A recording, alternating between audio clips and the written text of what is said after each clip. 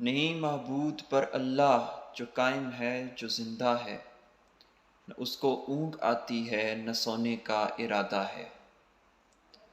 زمینوں آسمانوں میں جو ہے موجود اس کا ہے، سوائے اس کی اس تخلیق میں پھر ہاتھ کس کا ہے۔ وہ مطلق فیصلہ ہے جو ہوا اس کی عدالت سے، سفارش چل نہیں سکتی مگر اس کی اجازت سے۔ وہ ماضی حال مستقبل وہ حال احوال سے واقف، نہ اس سے ہے کوئی واقف نہ اس کی چال سے واقف۔